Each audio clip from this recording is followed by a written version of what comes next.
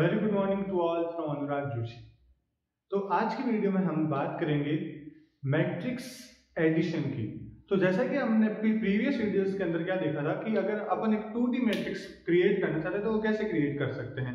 तो उसके लिए हमने क्या देखा था कि आपको कुछ नहीं करना, सिर्फ जो भी आप एरे बना रहे हो उस एरे को लिखिए और आप कुछ ना कुछ साइज दे दीजिए।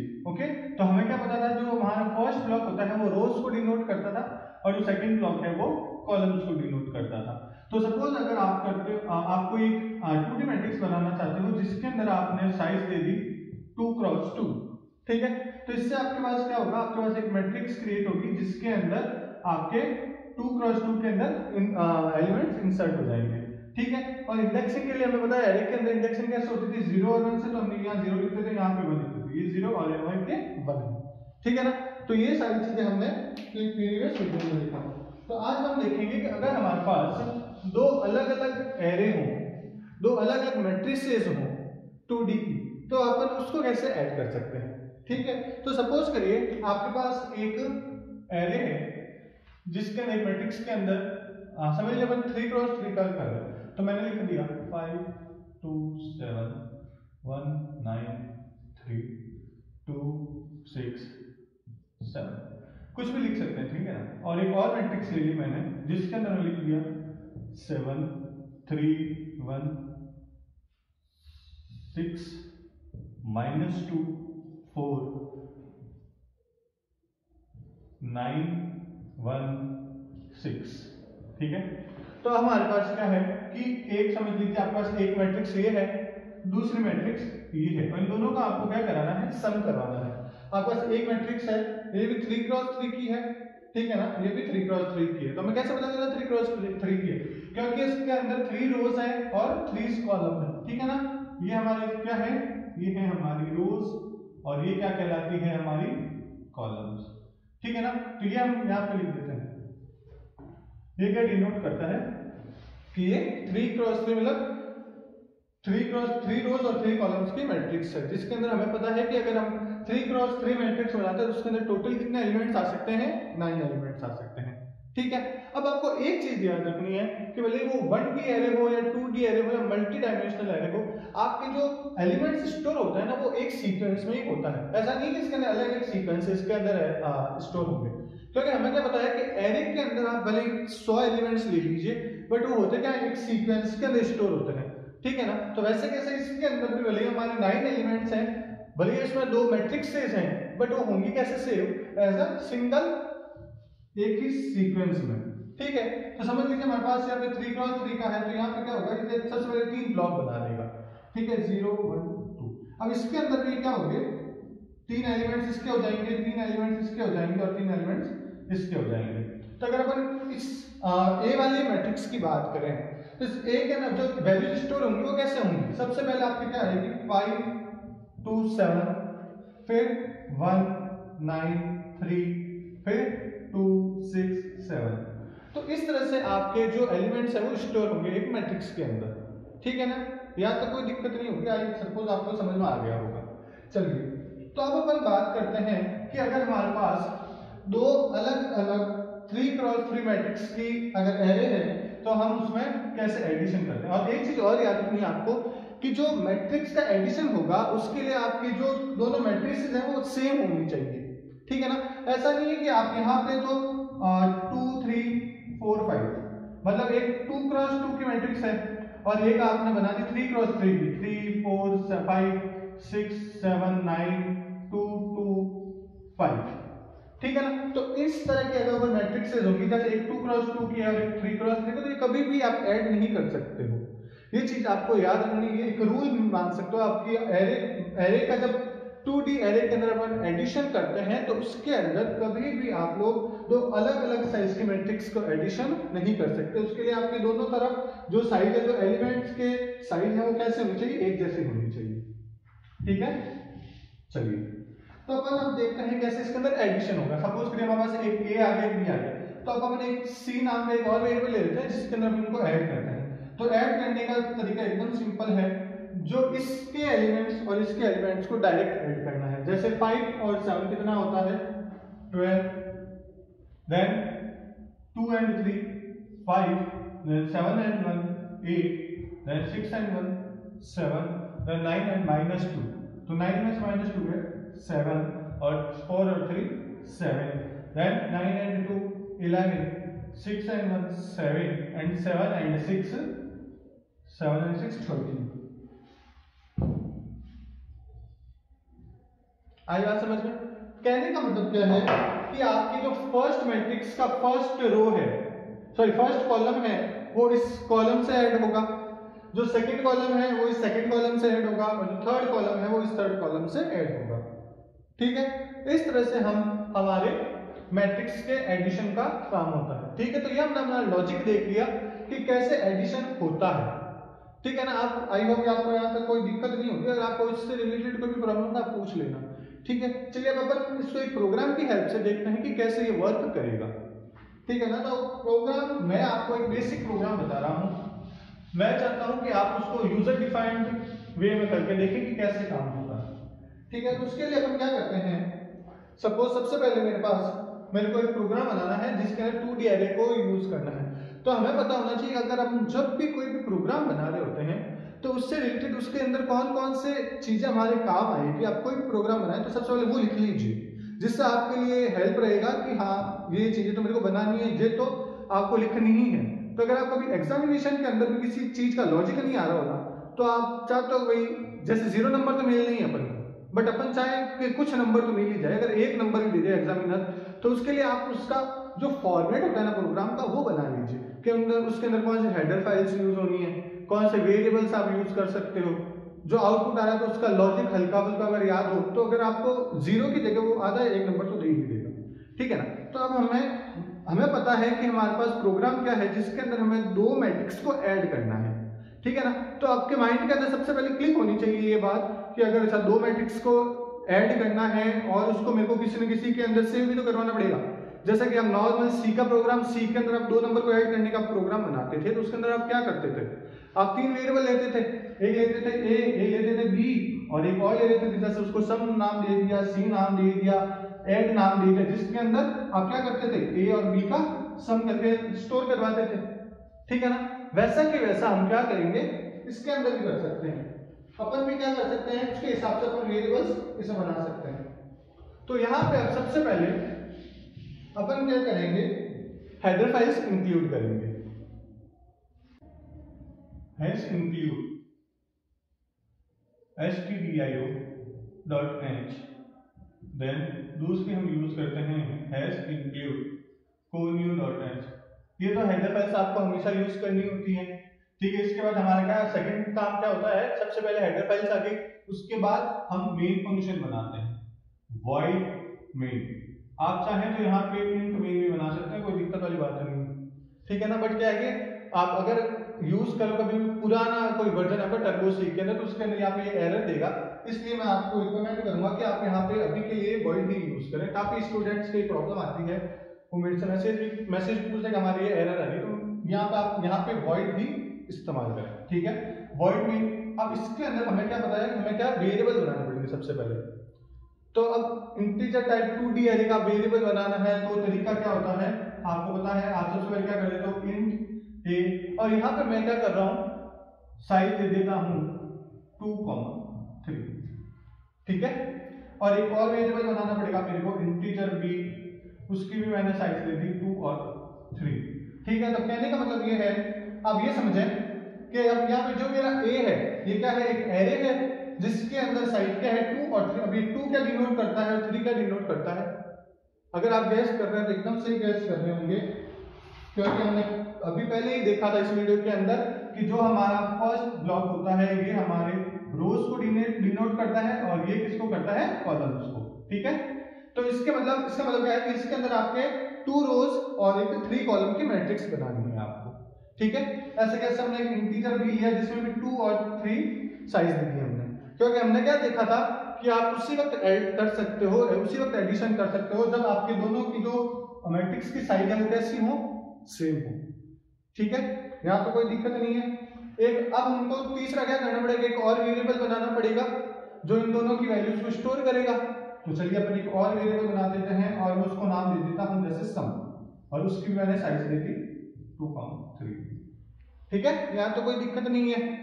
इसके बाद हमने क्या देखा था कि हम लोग क्या कर सकते हैं, जो भी हमने वेरिएबल्स लिए हैं, जो भी एरे बनाया है, इसको इनिशियलाइज करने के दो तरीके होते हैं। हमने प्रीवियस वीडियो के अंदर उन दोनों का देखा था। तो अगर आपको प्रीवियस वीडियो देखना हो तो यहाँ पे आप ऊपर देख सकते हैं जो आई बटन है, आप इसको क्लिक कीजिए तो यहाँ से आपको जो मेरा प्रीवियस वीडियो है 2D एरे के ऊपर वो आपको दिख जाएगा। ठीक है, तो चलिए वापस अपन यहाँ बात करते हैं। हमने क्या देखा कि अगर आपको किसी भी एरे को इनिशियलाइज करना होता है तो उसके हमने दो तरीके देखे थे। एक तो आप क्या कर सकते हो, एक एक को लिख के जैसे a ऑफ 0 0 के अंदर वैल्यू इंसर्ट करिए, फिर a ऑफ 0 1 में इंसर्ट करिए, ठीक है ना, जैसे 5 डाला 7 डाला। ठीक है, इसी तरह आप अगर यहाँ पे आपके जैसे यहाँ पे तो अपने दो ही लिए हैं तो a ऑफ 1 में आएगा, फिर b में आएगा, इस तरह से बड़ा लेंथी रहेगा। ठीक है ना। एक तरीका और क्या होता है कि हम यूजर से बोले भैया आप इंसर्ट करिए वैल्यूज और उसके हिसाब से कर सकते हैं। ठीक है, मैं यहाँ पे क्या कर रहा हूँ, मैं जब प्रोग्राम बना रहा हूँ तभी इसको वैल्यूज दे देता हूँ। ठीक है, तो इनिशियलाइज मैं खुद कर रहा हूँ। दो तरीके कौन से इनिशियलाइज करने के, पहला तो आपने देखा कि अपन इस तरह से कर सकते हैं एक एक को इनिशियलाइज करके। दूसरा तरीका अपन ने क्या देखा था, अपन कर्ली ब्रेसेस के अंदर वैल्यूज देके भी इसको इनिशियलाइज कर सकते हैं। तो उसके लिए हम क्या कर सकते हैं, यहाँ से आप अगर देखें मेरे यहाँ तक मैं बताना चाहता हूँ तो यहाँ पे इनिशियलाइज करके आपको बता देता, बट मैं आपको स्टेप बाय स्टेप बता रहा हूँ कि आपको प्रोग्राम बनाना कैसे है। अपन को ये प्रोग्राम कैसे बनेगा यही नहीं सीखना है, कोई भी प्रोग्राम अपन कैसे बना सकते हैं उसको स्टेप बाय स्टेप सीख रहे हैं अपन यहाँ पे। कि अगर आपको लॉजिक नहीं आए, कुछ भी नहीं आए, तो अगर आप थोड़ा बहुत भी कुछ लिखोगे तो आपको एग्जामिनर कुछ नंबर तो देगा। ठीक है ना। हमेशा आप जो भी प्रोग्राम बनाते हो उसको टुकड़ों टुकड़ों में बांट के फिर उसको सीखें कि कैसे बना सकते हैं उस प्रोग्राम को। ठीक है, लॉजिक तो है कि हाँ वो तो सबको आना ही चाहिए, बट ये चीजें तो फिक्स ही है ना, ये तो किसी में भी चेंज नहीं होनी। तो अगर आप इन चीजों को लिखेंगे तो जिससे क्या होगा, आपके थोड़े बहुत मार्क्स तो आने के चांसेस रह भी जाते हैं। और सीखने को भी अभी इतना तो सीख ही गए कि अगर कोई प्रोग्राम बनाते हैं तो उसके अंदर मेन होना जरूरी है, उसके अंदर हमें वेरिएबल्स बनाने होते हैं, फिर कैसे कैसे अपन इनिशियलाइज कर सकते हैं, कैसे यूजर से इनपुट ले सकते हैं। ठीक है ना। तो चलिए अपन अब देखते हैं कैसे इसको इनिशियलाइज करते हैं। तो हमने यहाँ पे क्या किया, सेमीकोलन को अभी के लिए हटा दीजिए। यहाँ पे आप क्या कीजिए, इक्वल्स टू एक बड़ा कर्ली ब्रेसेस बनाया और उसके अंदर एक छोटे कर्ली ब्रेसेस के अंदर अब आपको क्या करना है, दो रोज बनानी है।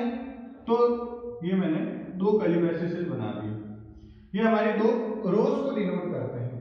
ठीक है, इसके अंदर अब आपको 3 कॉलम देने हैं, मतलब 3 वैल्यूज देनी है। तो आप यहाँ कुछ भी लिख दीजिए, 3 वैल्यूज 15 25 और 40। यहाँ मैं लिख देता हूँ 12 17 और 23। ठीक है, यहाँ तो कोई दिक्कत नहीं है ना। ठीक है, ऐसे कैसे आप यहाँ पे भी कर लीजिए। मैं इसको थोड़ा लिख देता हूँ, कैमरे से बाहर नहीं जाएगी। मैंने लिखा इंटीजर b 2 और 3। इसके अंदर भी आप वैल्यूज दे दीजिए अपने हिसाब से, कुछ भी दे सकते हैं अपन। ठीक है ना, 12 33 मैं दे देता हूँ यहाँ पे 25। ठीक है, यहाँ पे मैंने ले लिया 17 19 21 और ये क्लोज कर दिया 12। ठीक है, तो इसका मतलब क्या हुआ, अब हमने क्या किया, यहाँ पे सीधा सीधा इनकी वैल्यूज को इनिशियलाइज कर दिया। ये मेरी फर्स्ट रो हो गई जिसके अंदर 3 कॉलम हो गए, ये मेरी सेकंड रो हो गई जिसके अंदर 3 कॉलम हो गए। ठीक है, ऐसे कैसे मैंने यहाँ पे किया। तो हमें पता है कि ये किस तरह से, मैं आपको इसका ग्राफिकल रिप्रेजेंटेशन बता देता हूँ कि ये एरे के अंदर कैसे स्टोर होंगी वैल्यूज। ठीक है, तो अब हमारे पास क्या है, जैसे ये एरे है 2 और 3 का, तो जो मैट्रिक्स बनेगा आपके उसके अंदर टोटल कितने एलिमेंट्स होंगे, 6 एलिमेंट्स होंगे। ये तो आपको पता ही है ना कि हमने क्या देखा था कि जितने जो साइज होती है रोज और कॉलम्स की, वापस सुनना, जो भी आपके साइज होती है रोज और कॉलम्स की, उनका जो मल्टीपल होता है, उनका जो प्रोडक्ट होता है, वो हमारे क्या होता है, टोटल नंबर ऑफ एलिमेंट्स। ठीक है, मैं क्या कह रहा हूं कि जो भी आपके रोज होती हैं और जो भी आपके कॉलम्स होते हैं, उनका जो प्रोडक्ट होता है ना, प्रोडक्ट कह लीजिए आप इसको, या इसका जो मल्टीपल है वो कह लीजिए, वो क्या होगा आपका टोटल नंबर ऑफ एलिमेंट्स के बराबर होगा कि आपके उस मैट्रिक्स के अंदर उतने एलिमेंट्स होंगे। ठीक है, तो चलिए अपन पहले इसका मैट्रिक्स बना के देखते हैं कि ये बनेगा कैसे। तो आपको पता है आपको 2 रोज बनानी है, तो हमें पता है रोज इस तरफ से बनती है, ठीक है ना। तो हमारे पास सबसे पहले एक बॉक्स बना है, उसको 2 भागों में बांट दिया, तो ये आपकी रो बन गई, ठीक है।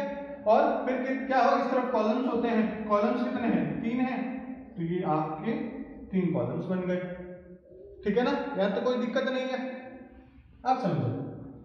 इसके अंदर हमने क्या देखा था कि जो इंडेक्सिंग होती है वो क्या होती है, इसकी 0, इसकी 1, इसकी 0, 1 और 2, ठीक है।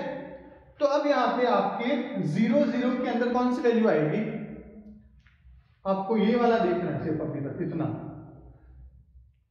अगर आप इसको ध्यान से देखें तो आपको बताएगा हमारा जो फर्स्ट एलिमेंट की जो मतलब इसके अंदर जो सबसे फर्स्ट वैल्यू वो कौन सी है, 15 है। तो 0 0 ये है आपका 0 0, ये है 0 1, ये है आपका 0 2, ये है आपका 1 0, ये है 1 1 और ये 1 2, ठीक है ना। तो इसके अंदर जो वैल्यू स्टोर होगी वो किस तरीके से होंगी, जो आपका फर्स्ट एलिमेंट है ये आ जाएगा यहाँ पे 15, देन 0 1 की वैल्यू कितनी हो जाएगी 25, देन 40, ठीक है। इसी तरह से इस यहाँ पे जो आपका फर्स्ट रो है इसके अंदर 12 17 एंड 23। आई बात समझ में, हमने पहले भी इस उस वीडियो में ऐसे ही समझा था कि ये जो होता है ये 0 0 कहलाएगा, ये 0 1 और ये 0 2 कहलाएगा, तो उसके हिसाब से स्टोर होगी, ठीक है। ऐसे क्या होगा, बी के केस में भी ऐसे ही होगा, बी के हिसाब बी के लिए भी आपको क्या करना पड़ेगा, 2 क्रॉस 3 की मैट्रिक्स ही है ना, ये अपन ये ए के लिए है, ये बी के लिए, इसके अंदर भी, ठीक है। ये वापस आपके 0 ये 1 ये 0 1 एंड 2, ठीक है। तो अब आपको एड्रेस तो पता चल गया होगा कैसे कैसे होगी, इसके अंदर ये एड्रेस 0 0 होगा, देन 0 1 होगा, देन 0 2 होगा, देन 1 0 1 1, देन 1 2, ओके। इसके अंदर आप कैसे स्टोर करोगे, सबसे पहले ये है जैसे 12 का आएगा यहाँ पे, 33 कहाँ पे आएगा और 25 यहाँ पे। अब सब अगर मैं आपसे पूछता हूं कि मेरे को आप बताइए जो 19 है ये कहां पे आएगा, तो आप मेरे को लग रहा है एकदम सही सोचा है आपने एकदम सही जवाब दिया अपने मन के अंदर कि जो 19 है ये कहां पे आएगा, यहां पे आएगा, ठीक है ना। 17 कहां आ जाएगा, यहां पे आ जाएगा, और 21 कहां आ जाएगा, यहां पे आ जाएगा, ठीक है। तो आपको पता चल गया कि अगर अपन इस तरह से कोई वैल्यूज देते हैं, किसी भी एरे को इनिशियलाइज करवाते हैं 2D एरे के अंदर, तो वो आपके मैट्रिक्स के अंदर कैसे स्टोर होती हैं वैल्यूज, ठीक है ना। तो यहां तक तो आपको कोई दिक्कत नहीं होगी। चलिए अब आगे अपन बात करते हैं कि इसके अंदर अपन कैसे फॉर लूप की हेल्प से इनकी वैल्यूज को प्रिंट करवाएंगे। तो यहां तक तो आपको समझ में आया होगा कि हमने क्या किया अभी तक, ज्यादा तो कुछ किया नहीं है वैसे, हमने सिर्फ अभी तक क्या किया है, वेरिएबल्स बनाए और उसके अंदर इनिशियलाइज करिए वैल्यूज को, ठीक है ना। तो अब अपन को रोज और कॉलम्स के अंदर वैल्यूज प्रिंट करवानी पड़ेगी ना, ठीक है। फिर सम भी तो करवाना है, तो इसके लिए अपन क्या करते हैं, फॉर लूप का हेल्प लेते हैं, ठीक है। अगर आपको फॉर लूप के बारे में नहीं पता हो तो एक बार आपको वापस बता देता हूं कि फॉर लूप क्या होता है, उसका सिंटैक्स क्या होता है। फॉर यहाँ पे आता है आपका initialisation, then condition, then increment और डिक्रीमेंट, कंडीशन, फिर ये होगा आपका इंक्रीमेंट और डिक्रीमेंट, फिर जो भी आपके यहाँ पे लिखा हुआ है वो ये होता है आपका फॉर लूप का सिंटैक्स। तो अब ये काम कैसे करता है, इसमें काफी बच्चों को दिक्कत आती है, ये आपसे काफी बार ये पूछा जाएगा एग्जाम के अंदर, अगर आप वाइवा अगर कभी देंगे एग्जाम या कभी इंटरव्यू के अंदर भी जाएंगे तो ये आपसे बहुत रेयर है, ये पूछा मतलब बहुत जनरल है, ये तो पूछा ही जाता है कि फॉर लूप वर्क कैसे करता है। और काफी बच्चे, आप यकीन मानिए काफी बच्चे इसका सही आंसर नहीं दे पाते, ठीक है ना। समझे इसको, ये कैसे काम करता है, इसके अंदर कैसे वर्किंग होती है, स्टेप बाय स्टेप देखना। अब सपोज कभी इनिशियलाइजेशन क्या होता है, कंडीशन क्या होता है, इंक्रीमेंट डिक्रीमेंट क्या होता है, काफी बच्चे भूल गए होंगे, लॉकडाउन था 1 साल हो गया, स्कूल गए नहीं, कॉलेजेस गए नहीं हम लोग, तो हमें तो कुछ याद ही नहीं है। कोई बात नहीं, अपन देखते हैं कि कैसे ये इनिशियलाइजेशन क्या कहलाता है, कंडीशन क्या कहलाता है, इंक्रीमेंट डिक्रीमेंट क्या कहलाता है। सपोज करिए आपको कोई एक, जैसे खुद का नाम है आपका, आप उसको 5 बार प्रिंट करवाना चाहते हैं, ठीक है। तो उसके 2 तरीके हैं, या तो एक बार आप क्या करिए, प्रिंट एफ यूज करें, उसके अंदर अपना नाम लिख दीजिए और 5 बार इस प्रिंट एफ को लिख दीजिए, तो वैसे आपका प्रिंट करवा सकते हैं ना। दूसरा अपन क्या कर सकते हैं, विद द फॉर लूप या वाइल लूप, किसी भी लूप की हेल्प से भी आप लोग इस चीज को काम करवा ही सकते हैं ना। 5 बार प्रिंट करवाना है, 10 बार प्रिंट करवाना है, प्रिंट करवा ही सकते हैं। तो वैसा ही सपोज करिए अपने को एक वेरिएबल ले लिया, जो जैसे आप सपोज करिए आपको अपना नाम प्रिंट करवाना है, तो उसके लिए आपके पास सबसे पहले कोई ना कोई वेरिएबल होना चाहिए जो आपको उस चीज को प्रोसेस करवाएगा बार बार। तो सपोज करिए मैंने यहाँ पे सबसे पहले क्या किया, एक वेरिएबल बनाया इंटीजर आई, ठीक है ना। आपको पता है ये तो वेरिएबल है। मैंने क्या देखा बताया था आपको, फॉर लूप के सबसे पहले क्या होता है, इनिशियलाइजेशन। तो इनिशियलाइजेशन होता कैसे है, अगर आप लिखते हो कोई भी वेरिएबल और एक असाइनमेंट ऑपरेटर लगा के इसको किसी भी चीज को राइट हैंड साइड कुछ भी लिख देते हो, तो वो क्या कहलाता है, इनिशियलाइजेशन। आप कहोगे सर ये तो हमने इक्वल्स को लगा दिया, तो ये भी आप भूल गए हो कि सी के अंदर या C++ के अंदर अगर अपन बात करें तो ये जो आपका सिंगल इक्वल है, ये आपका क्या कहलाता है, असाइनमेंट ऑपरेटर कहलाता है, ठीक है ना। और इस असाइनमेंट ऑपरेटर के राइट साइड में, जैसा कि मैंने यहाँ पे इसको 0 को लिखा है, अगर अपन इसके राइट साइड में अगर कुछ भी लिखते हैं तो वो क्या करता है, इस वैल्यू को इसके लेफ्ट हैंड साइड में असाइन कर देता है। आई बात समझ में। अगर मैं यहाँ पे आई की वैल्यू 10 लिख देता और अगर मैं आपसे पूछता कि प्रिंट %d और अगर आई लिखा हुआ है तो यहाँ पे क्या प्रिंट होगा, तो ये प्रिंट क्या करके देगा आपको 10, ठीक है ना, क्योंकि हमने आई की वैल्यू को 10 से इनिशियलाइज किया है। यहाँ तक कोई दिक्कत नहीं होनी चाहिए आप लोगों को, ये बेसिक्स चीजें वापस बता रहा हूँ मैं सिर्फ।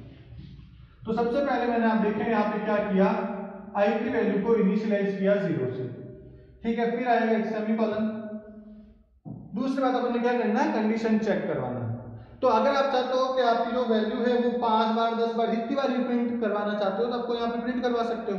लिखने का तरीका i इज लेस देन, अगर मैं सिर्फ 5 चाहता हूँ कि भाई 0 से लेके 5 तक चले और मेरी वैल्यूज प्रिंट करके दे दे, ठीक है ना। ये कहाँ तक चलेगा, 4 तक ही चलेगा, 5 में तो एरर दे देगा क्योंकि अपने यहाँ पे सिर्फ ग्रेटर देन का साइन लगा, इक्वल्स टू का साइन नहीं लगा, इसलिए 0 1 2 3 4 यहां तक ही चलेगा। बट वैल्यूज पूरी की पूरी 5 प्रिंट होंगी क्योंकि हमने यहाँ पे स्टार्ट कहां से करा है, 0 से, ठीक है। फिर होता है आपका इंक्रीमेंट या डिक्रीमेंट। तो मैं चाहता हूं यहाँ पे इंक्रीमेंट करना क्योंकि मैंने 0 से स्टार्ट करा है। अगर आप किसी भी छोटी वैल्यू से स्टार्ट करते हैं तो आप यहाँ पे हमेशा इंक्रीमेंट ही करना चाहेंगे ना, जिससे आपका 5 बार प्रिंट हो वैल्यू या 10 बार प्रिंट हो या जितनी बार मल्टीपल टाइम्स आप चाहते हो उतनी बार प्रिंट हो, ठीक है। तो यहाँ पे हमने क्या किया, ये कर दिया इंक्रीमेंट डिक्रीमेंट। अब ये काम कैसे करता है, सबसे मेन बात ये है। सपोज करिए यहाँ पे मैं लिख देता हूँ printf के अंदर यहाँ पे आई, ये %d वगैरह ये सारी चीज आपको समझ में आनी चाहिए कैसा होता है, ठीक है। तो अब देखते हैं सबसे पहला स्टेप क्या होगा, आपका आई की वैल्यू इनिशियलाइज होगी 0 से। सबसे मैं आपको ये बताता हूँ कि जो यूजर है मतलब जो स्टूडेंट है वो क्या करता है, वो क्या गलती करता है। पहले अपन को ये भी तो पता होना चाहिए कि गलती होती कहाँ है अपन से। तो जब भी किसी भी जो एक्सटर्नल होगा या जो भी आपका एग्जामिनर होगा वो आपसे पूछेगा कि ये वर्क कैसे करता है, तो एक नॉर्मल स्टूडेंट है वो क्या करेगा कि सबसे पहले इनिशियलाइज करना, सबसे पहले आप इनिशियलाइज करते हैं, फिर कंडीशन चेक करवाते हैं, फिर इंक्रीमेंट डिक्रीमेंट होता है, उसके बाद वो अंदर जाता है, ठीक है। वो कहेगा ठीक है। आपने जैसे ही कहा कि इसके अंदर जाता है वो आपको हाथों हाथ अपने रूम से बाहर निकाल देगा कि तुम जाओगे, तुम्हारा काम नहीं, तुमसे कोडिंग ना होगी, ठीक है ना, तुमसे ना हो पाएगी। वो ऐसा कुछ करके आप लोगों को रूम से बाहर निकाल देगा, क्योंकि इस तरह से थोड़ी होता है भाई। फॉर लूप ऐसे वर्क नहीं करता। फॉर लूप कैसे वर्क करता है, अगर वो बिना की पॉइंट का स्टूडेंट है तो हर व्यक्ति को पता होगा कि फॉर लूप वर्क कैसे करता है, क्योंकि आज मैं बताने वाला हूँ आप लोगों को। तो होता क्या है कि जैसे ही आप सबसे पहले आई की वैल्यू 0 से इनिशियलाइज करते हो, ठीक है, फिर क्या करता है, कंडीशन को चेक करता है। सबसे पहला काम आपको क्या करता है, इनिशियलाइज करवाना। सेकंड काम क्या करता है, वो कंडीशन को चेक करवाना। क्या करता है, चेक द कंडीशन। उसने क्या देखा, आई की वैल्यू क्या है मेरी, जैसे 0 है, 0 is less than 5, condition check करेगा। जैसे ही उसको लगा हाँ भाई कंडीशन ट्रू है, तो क्या करेगा, यहां से सीधा जंप करेगा वो आपके इस फॉर लूप के अंदर। फॉर लूप के अंदर जैसे ही जंप करा और यहाँ पे आपके पास आई की वैल्यू कितनी है, अभी 0 है, तो आपको प्रिंट करके क्या दे देगा, 0 प्रिंट करके दे देगा, आई बात समझ में। उसके बाद यहाँ पे देखा उसने और कुछ नहीं लिखा हुआ है। अगर आप यहाँ कुछ और लिखते भी हो तो फिर वो प्रिंट भी करके दे देगा, क्योंकि आपने अभी तक फॉर लूप के अंदर ही, ठीक है। तो उसके बाद देखो तो यहाँ पे कुछ नहीं है, इसके बाद ये आएगा यहाँ पे, ठीक है ना। सेकंड स्टेप आपका चेक कंडीशन करा। थर्ड स्टेप क्या हो गया, enter in the loop, enter in the loop. Loop के अंदर उसने एंटर कर लिया। फिर आप जो भी प्रोसेसिंग करवाना चाहते हो, जो भी आप प्रिंट में कुछ भी जो भी प्रिंट कराना चाहते हो, वो सेकेंडरी मैटर है, वो आपके ऊपर, आप यहाँ पे क्या प्रिंट करवाना चाहते हो। मैं आपको सिर्फ और सिर्फ इसके मैकेनिज्म सिखा रहा हूँ कि फॉर लूप वर्क कैसे करता है। सबसे फर्स्ट स्टेप क्या करेगा, इनिशियलाइज करेगा। सेकंड कंडीशन चेक करेगा, कंडीशन अगर सही हुई तो थर्ड स्टेप क्या करेगा, फॉर लूप के अंदर एंटर कर जाएगा। उसके अंदर आपको जो भी परफॉर्म करवाना है अपना ऑपरेशन वो परफॉर्म करवाइए। देन फोर्थ आपके क्या होता है, इंक्रीमेंट, सॉरी फोर्थ आपके क्या होता है, इंक्रीमेंट या डिक्रीमेंट ऑपरेशन, ठीक है ना। यहाँ तो कोई दिक्कत, ठीक है, समझ में आया। इस तरह से आपका फॉर लूप काम करता है। तो चलिए वापस अपन अपने प्रोग्राम पे आते हैं और देखते हैं कि ये आगे क्या करना है अपन को। रो और कॉलम की भी हेल्प लेनी पड़ेगी। तो चलिए अपन क्या करते हैं कि दो वेरिएबल्स ले लेते हैं। आप वेरिएबल्स कुछ भी ले सकते हैं, बट अपने लिए इजी रहे इसलिए मैं दोनों का वेरिएबल्स का नाम ही क्या रख देता हूँ, रोज और कॉलम ही रख देता हूँ। तो ठीक है, मैंने यहाँ पे इंटीजर रो और कॉलम दो वेरिएबल बना दिए, ठीक है। अब हमें पता है कि हमारी जो रो है वो कितनी है, नहीं याद ना। तो अगर याद ना रहे तो आप एक बार साइड में बना देना कि आपकी रोज कितनी है, यहाँ पे 2 है और कॉलम्स कितने हैं, 3 है, ठीक है। तो हमारा जो रो वाली फॉर लूप चलेगा वो कहां तक चलेगा, 2 रोज चाहिए अपन को और कॉलम्स कितने चाहिए, 3। तो सबसे पहले आपको क्या करना है, फॉर लूप इसके अंदर हमें सबसे पहले क्या करना पड़ता है, इनिशियलाइज करना पड़ता है। तो जो मेरा यहाँ पे वेरिएबल है रोज, इसको मैं इनिशियलाइज कर रहा हूं 0 से, ठीक है। फिर सेकंड काम क्या था, कंडीशन चेक करवाना। मैं लिख देता हूं रोज इज लेस देन 2, ठीक है। फिर मैं क्या लिख देता हूं, रोज प्लस प्लस। अब काफी लोग पूछेंगे सर आपने 2 क्यों लिखा, 1 भी तो लिख सकते हैं, लिख सकते हैं, कोई दिक्कत नहीं है। बट उसके लिए आपको क्या करना पड़ेगा, थोड़ा सा चेंज करना पड़ेगा। आपको लिखना पड़ेगा rows is less than equals to 1। दोनों चीजें सही है। अगर आप ये लिखते हो तो भी सही है, ये लिखते हो तो भी गलत नहीं है। बट मेरे को ये अच्छा लगा इसलिए मैंने ऐसे लिख दिया, कोई दिक्कत नहीं। अब इसके अंदर जैसे सबसे पहला रो आ गया हमारा ये वाला, इसके अंदर अब हमको क्या करना है, कॉलम्स के अंदर वैल्यूज प्रिंट करवानी है ना। तो अब यहाँ पे अपन क्या लेंगे, इसके अंदर एक और लूप ले लेंगे, फॉर लूप, ठीक है। इसको क्या कहते हैं, नेस्टेड फॉर लूप। अगर एक फॉर लूप के अंदर आप एक और फॉर लूप का यूज करते हो, एक और फॉर लूप का फॉर्मेशन करते हो, वो आपका क्या कहलाता है, नेस्टेड फॉर लूप कहलाता है।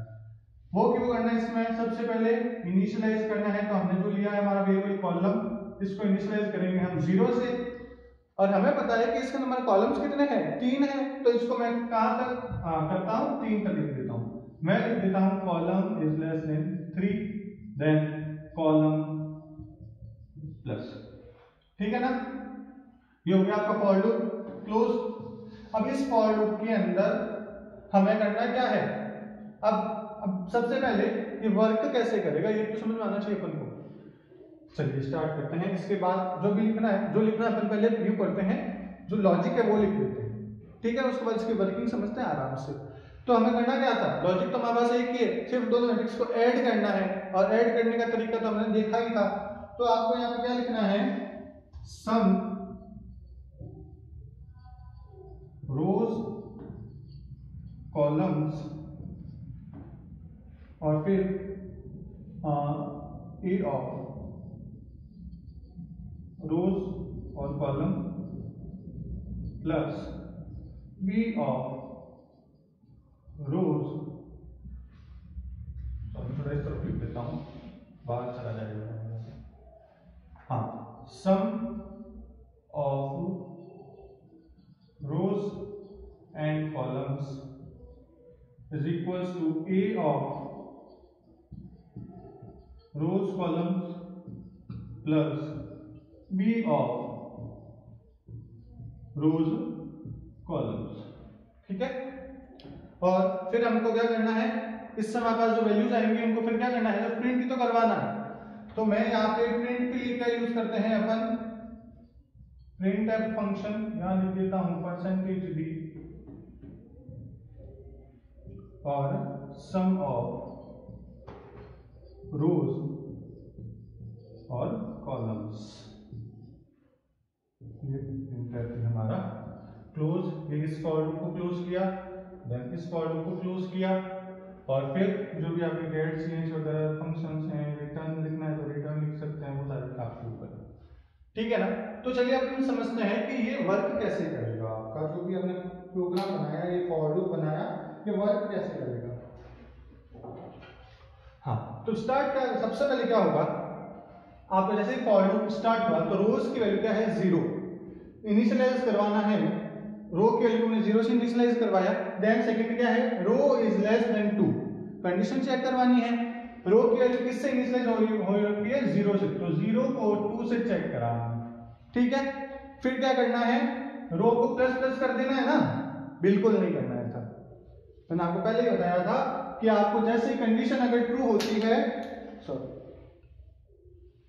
अगर आप जैसे ही कंडीशन ट्रू होती है, आपको क्या करना है, फॉर लूप के अंदर इंसर्ट करना है। तो हमारी जो यहाँ पे कंडीशन ट्रू हो रही थी, 0 is less than 2, condition true है, तो इस फॉर लूप के अंदर ये क्या करेगा, एंटर करा।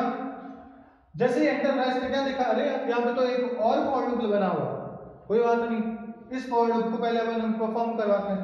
यहाँ पर भी हमने क्या किया, जो हमारा कॉलम था उसको इनिशियलाइज किया 0 से। ठीक है, फिर क्या किया, कॉलम को चेक करा 3 से, मतलब कॉलम की वैल्यू कितनी है 0, 0 is less than 3, condition true है, कंडीशन ट्रू है, तो ये क्या करेगा, इस फॉर लूप के अंदर एंटर करेगा। इस फॉर लूप के अंदर एंटर करा तो इसने क्या देखा, यहाँ पे क्या लिखा है, सम ऑफ रोज कॉलम्स।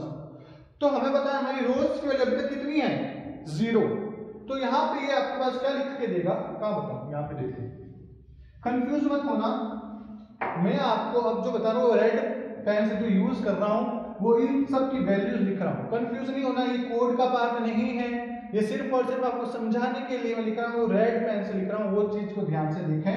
यहाँ पे सबसे पहले क्या हुआ है, सम, अब रोज की वैल्यू, रो की वैल्यू हमारे पास क्या है 0, तो रो ऑफ 0 और कॉलम की वैल्यू कितनी है 0, तो कॉलम की वैल्यू कितनी है 0, तो हमने लिखा सम ऑफ 0 0 इक्वल्स टू, अब यहाँ पे ए ऑफ, अब रो की वैल्यू और कॉलम की वैल्यू दोनों 0 ही है ना, तो अपन क्या लिखेंगे, ए ऑफ 0 0 प्लस बी ऑफ 0 0, आई बात समझ में। ठीक है, तो अब हमारे पास जो भी हमने 0 0 के अंदर वैल्यू लिखी थी, तो क्या लिखी थी, तो अब याद नहीं है, सपोज करिए हमने क्या लिखा था, जो हमने ये रोज और कॉलम बनाया था, जो हमें ए के लिए बता रहा हूं, सपोज करिए ये था हमारा 15 12 और 47, ये था हमारा 23 2 सॉरी 12 कुछ कर दो, 24 कर दो, और यहाँ पे 33 कर दो, और जो मेरा बी पार्ट था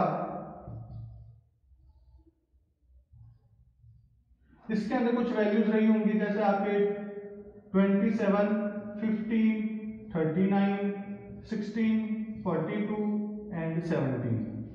तब होगा क्या, हमने क्या देखा था कि ये जो हमारा फर्स्ट ब्लॉक है ये क्या है 0 0 0 1 0 2, ये वापस 1 0 1 1 1 2, ऐसे कैसे बी के लिए ये 0 0 ये 0 1 0 2 1 0 1 1 1 2, ठीक है ना। तो इसके अंदर क्या होगा, a ऑफ 0 0, तो a ऑफ 0 0 के अंदर हमारे पास क्या है 15, तो यहां लिखा हुआ आएगा 15, b ऑफ 0 0 के अंदर क्या है 27, तो यहाँ पे हमारे पास क्या आएगा 27, और इन दोनों का जो भी सम होगा वो मैं किस में लिखना है, सम ऑफ 0 0, तो इसका मतलब हमारे पास क्या होगा, यहाँ पे देखें एक और मैट्रिक्स बनेगी सम नाम की, वो भी 2 और 2 क्रॉस 3 के अंदर ही होगी, उसके अंदर भी वैल्यूज ऐसे ही होंगी 0 0 0 1 0 2 देन 1 0 1 1 1 2, ठीक है। तब इसमें क्या होगा, जो भी हमारे पास यहाँ से वैल्यू आई होगी इसमें होगी सम ऑफ 0 0 के अंदर स्टोर हो जाएगी।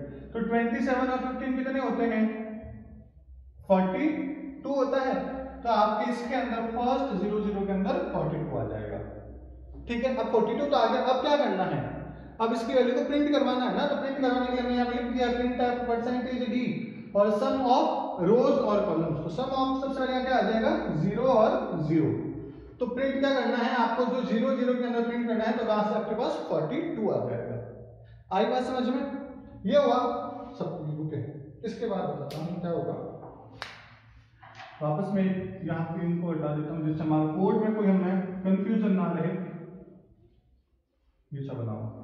तो अब इसके बाद इसने देखा कि इस फॉर लूप के अंदर और कुछ है क्या करने लायक, कुछ नहीं है। हमने यहाँ पे लॉजिक लिखा था, लॉजिक के अंदर जो ऐड करना था ऐड करवाया, उसके बाद प्रिंट टाइप के अंदर हम इसकी वैल्यू प्रिंट करवाना चाहते थे, प्रिंट करवा लिया।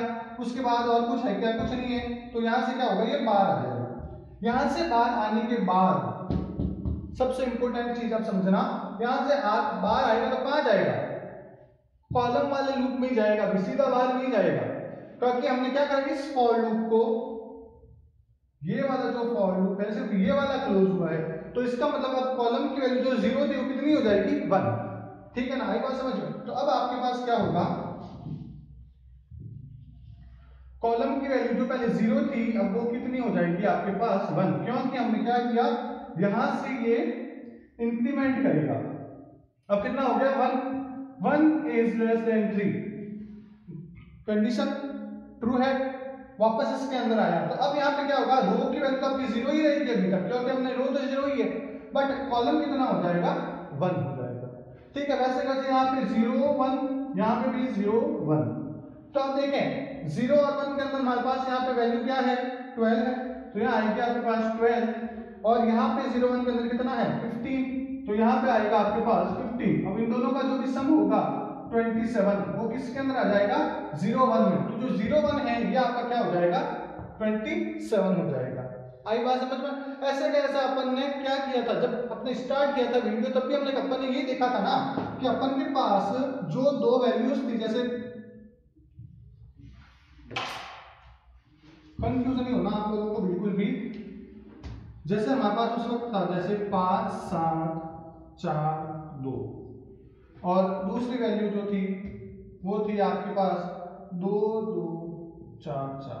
तो आप क्या कर रहे थे, इन दोनों का एडिट तो कर रहे थे, फिर 7 और 2 9 लिख रहे थे, फिर 9 और 4 13 लिख रहे थे, और 4 और 2 6।